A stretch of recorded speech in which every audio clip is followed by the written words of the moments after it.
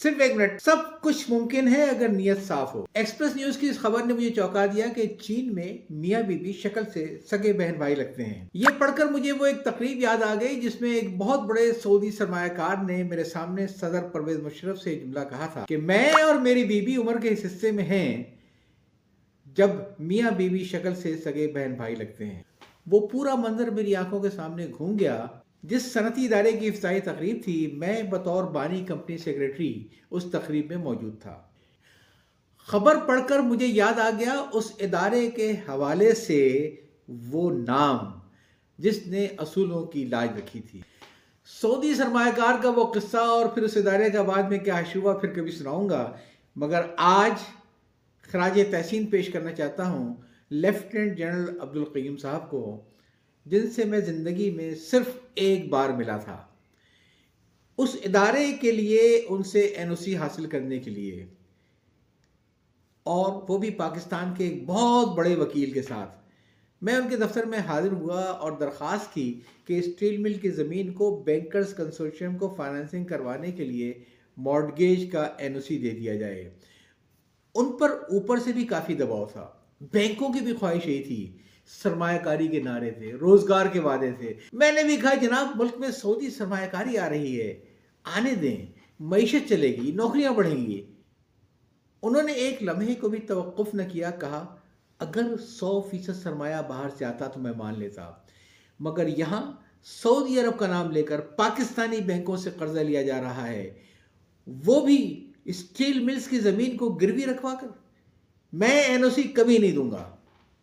जब कभी उनके बारे में सोचता हूं तो वो अजीम शान कारखाना याद आता है, हजारों चिमनियां जिनसे उठता धुआं कभी मुल्की मईशत की नब्ज हुआ करता था। आज कराची के साहिल पर खड़ी जंग आलूद खामोश स्टील मिल्स देखकर कलेजा मुंह आता है। लेकिन इसी वीराने में एक दरख्शां बाब भी दफन है। वो बाब जब एक मर्द आहन ने डूबते जहाज को किनारे तक पहुंचा दिया। पीआईए बिकने पर मेरे एक दोस्त ने मुझसे पूछा क्या पाकिस्तान का कोई सरकारी इदारा मुनाफा कमा सकता है? मेरा जवाब था जी हां, अगर नीयत साफ हो और क़यादत मजबूत हो। सितंबर 2004 में जब जनरल अब्दुल क़य्यूम ने स्टील मिल की जिम्मेदारी संभाली थी तो वो इदारा अरबों रुपए के खसारे में डूबा हुआ था, मगर सिर्फ 2 साल में यानी 2004 से 2006 में उन्होंने वो कर दिखाया जिसे आज भी पाकिस्तान का सनती मुजरा कहा जाता है। पैदावार 90% से ऊपर, कर्जे सारे उतार दिए गए, टैक्स कौमी खजाने में जमा होने लगा, मजदूर को बोनस मिलने लगा, इज्जत मिलने लगी और स्टील टाउनशिप जिंदगी से भर गई थी। कोई जादू नहीं था, सिर्फ 3 असूल थे, शफाफियत, मेरिट और करप्शन के लिए जीरो टॉलरेंस। उन्होंने साबित कर दिया कि अगर हाथ साफ हों तो जंग आलूद लोहा भी सोना उगलता है। मगर अफसोस, उनके बाद सियासी बंदरबाट ने इस इदारे को दोबारा कबाड़खाने में बदल दिया। आज वो असासा जो कर्ज से आजाद होने वाला था निजकारी की कतार में खामोश खड़ा है।